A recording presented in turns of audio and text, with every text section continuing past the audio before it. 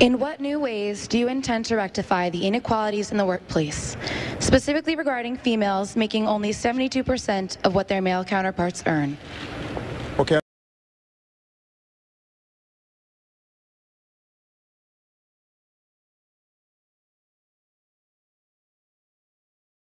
Question. And, I was raised by a single mom who had to put herself through school while looking after 2 kids. And she worked hard every day and made a lot of sacrifices to make sure we got everything we need. And my grandmother, she started off as a secretary in a bank. She never got a college education, even though she was smart as a whip. And she worked her way up to become a vice president of a local bank, but she hit the glass ceiling. She trained people who would end up becoming her bosses during the course of her career. She didn't complain. That's not what you did in that generation. And this is one of the reasons why the first bill I signed was something called the Lilly Ledbetter Bill. And this is named after this amazing woman who had been doing the same job as a man for years, found out that she was getting paid less, and the Supreme Court said that she couldn't bring suit because she should have found out about it earlier. She had no way of finding out about it. So we fixed that. And that's an example of the kind of advocacy that we need.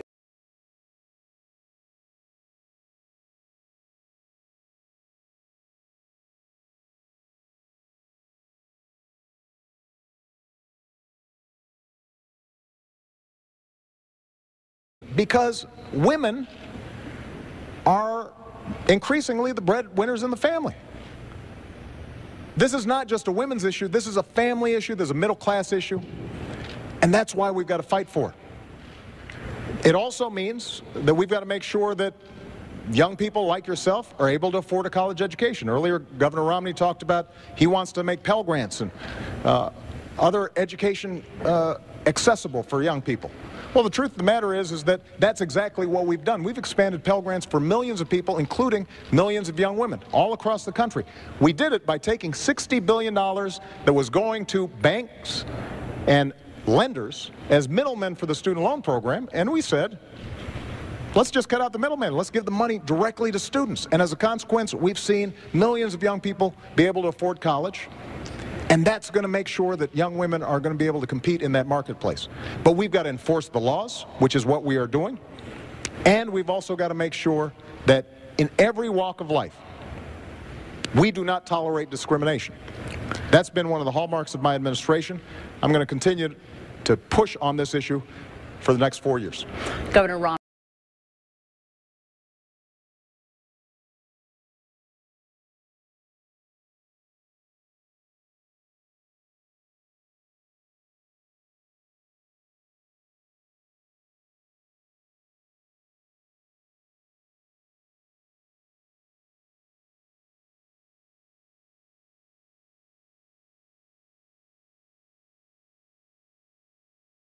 Quickly, please. Catherine, I just want to point out that when Governor Romney's campaign was asked about the Lilly Ledbetter bill, whether he supported it, he said, I'll get back to you.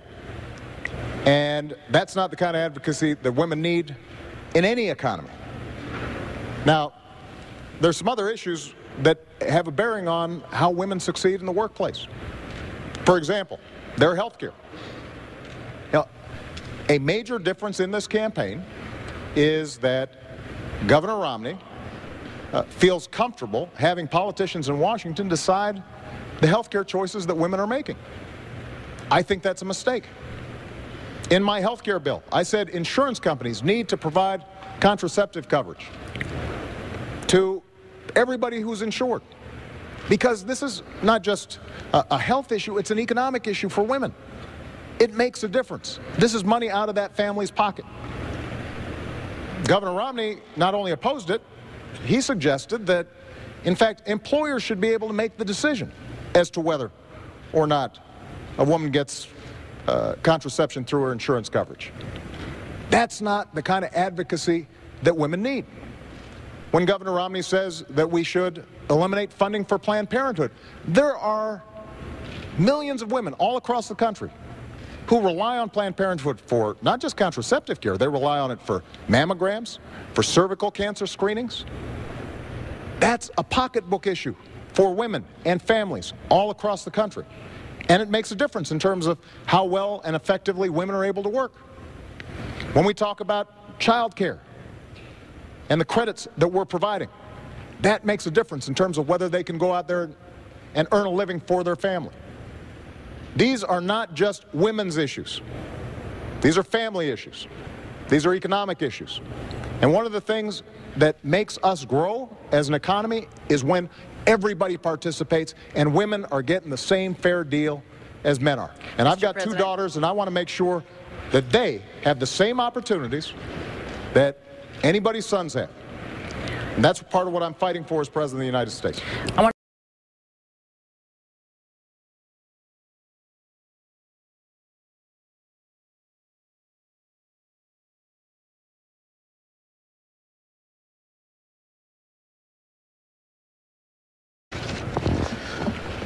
Mr. President, I voted for you in 2008. What have you done or accomplished to earn my vote in 2012? I'm not that optimistic as I was in 2012. Most things I need for everyday living are very expensive.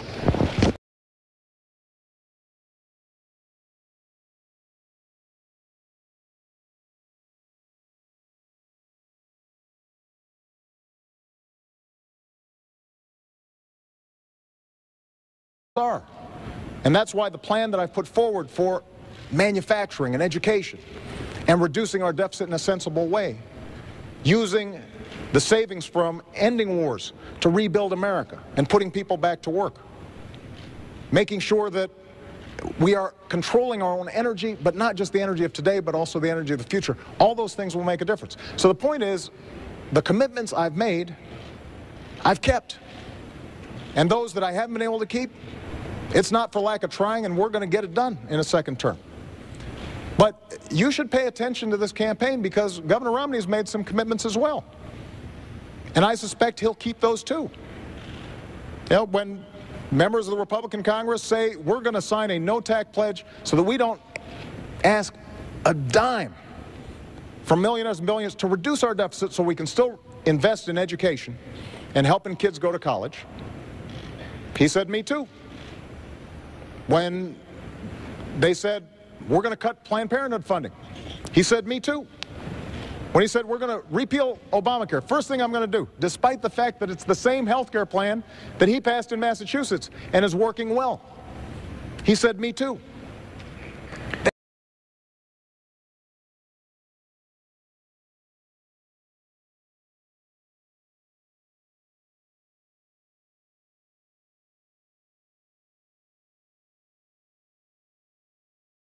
I'm sorry, what's your name? It's Kerry Latka. Great to see you.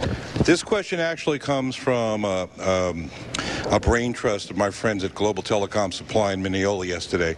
We were sitting around talking about Libya, and we were reading and became aware of reports that the State Department refused extra security for our embassy in Benghazi, Libya, prior to the attacks that killed 4 Americans. Who was it that denied enhanced security, and why?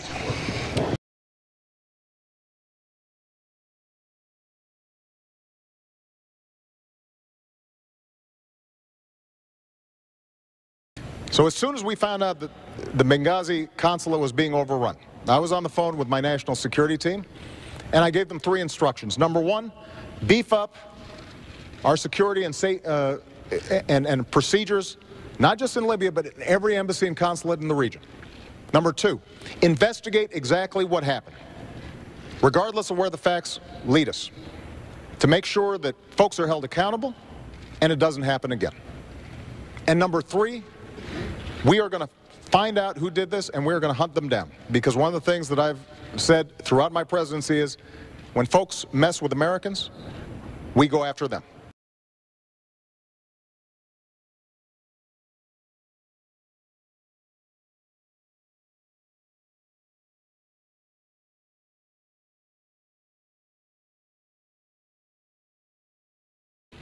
Now, Governor Romney had a very different response. While we were still dealing with our diplomats being threatened, Governor Romney put out a press release trying to make political points. And that's not how a commander-in-chief operates. You don't turn national security into a political issue. Certainly not right when it's happening. And not everybody agrees with some of the decisions I've made. But when it comes to our national security, I mean what I say. I said I'd end the war in Libya, in Iraq, and I did. I said that we'd go after al-Qaeda and bin Laden. We have. I said we'd transition out of Afghanistan and start making sure that Afghans are responsible for their own security. That's what I'm doing. And when it comes to this issue, when I say that we are going to find out exactly what happened, everybody will be held accountable, and I am ultimately responsible for what's taking place there, because these are my folks, and I'm the one who has to greet those coffins when they come home. You know that I mean what I say. Mr. President, I got to move.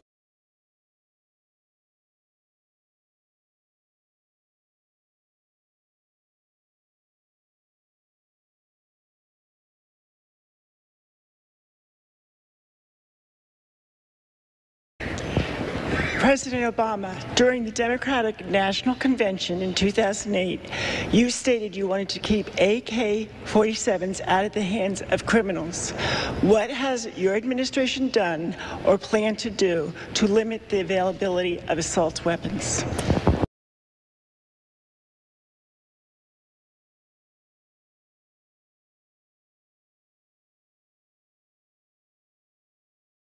You know, we're a nation that believes in the Second Amendment, and I believe in the Second Amendment.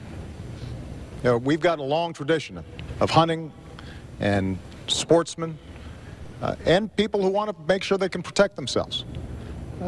But there have been too many instances during the course of my presidency where I've had to comfort families who've lost somebody, most recently out in Aurora. You know, just a couple of weeks ago, actually probably about a month, I saw a mother who I had met at the bedside of her son who had been shot in that theater. And her son had been shot through the head. And we spent some time and we said a prayer. And remarkably, about 2 months later, this young man and his mom showed up, and he looked unbelievable. Good as new. But there were a lot of families who didn't have that good fortune.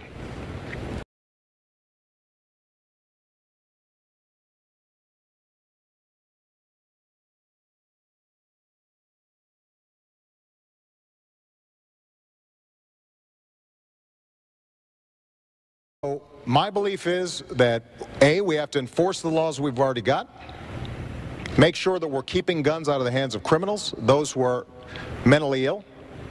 We've done a much better job in terms of background checks, but we've got more to do when it comes to enforcement. But I also share your belief that weapons that were designed for soldiers in war theaters don't belong on our streets. And so what I'm trying to do is to get a broader conversation about how do we reduce the violence generally. Part of it is seeing if we can get an assault weapons ban reintroduced, but part of it is also looking at other sources of the violence. Because frankly, in my hometown of Chicago, there's an awful lot of violence, and they're not using AK-47s, they're using cheap handguns.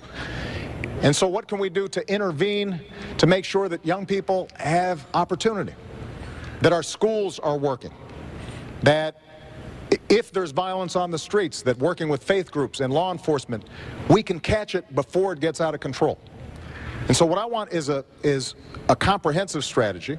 Part of it is seeing if we can get automatic weapons that kill folks in amazing numbers out of the hands of criminals and the mentally ill. But part of it is also going deeper and seeing if we can get into these communities and making sure we catch violent impulses before they occur. Governor Romney,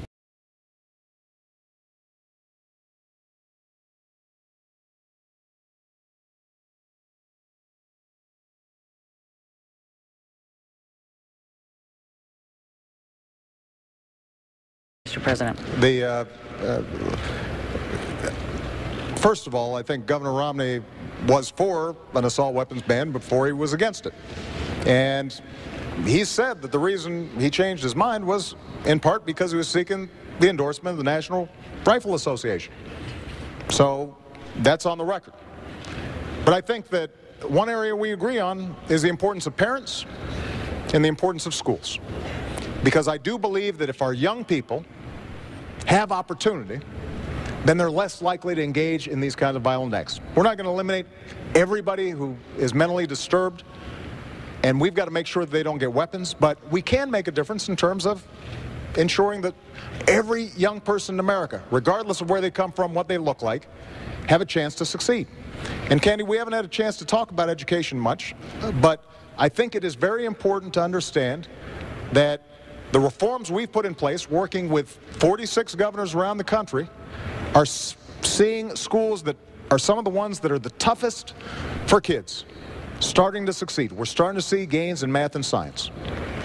When it comes to community colleges, we are setting up programs, including with Nassau Community College, to retrain workers, including young people who may have dropped out of school but now are getting another chance, training them for the jobs that exist right now.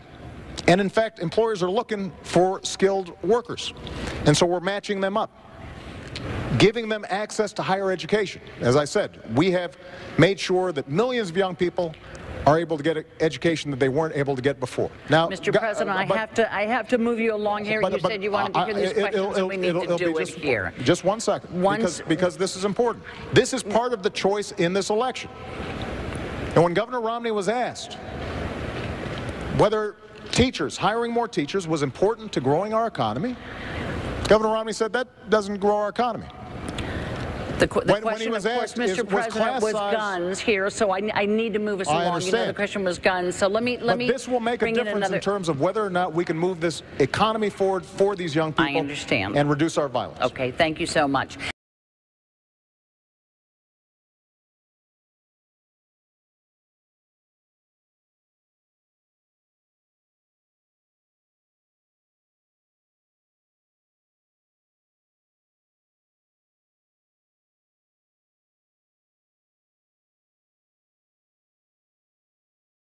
Question. Each of you, what do you believe is the biggest misperception that the American people have about you as a man and a candidate? Using specific examples, can you take this opportunity to debunk that misperception and set us straight?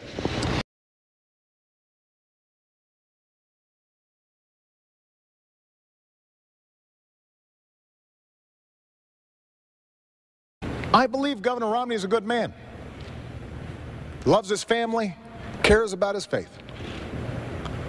But I also believe that when he said behind closed doors that 47% of the country considered themselves victims who refused personal responsibility, think about who he was talking about.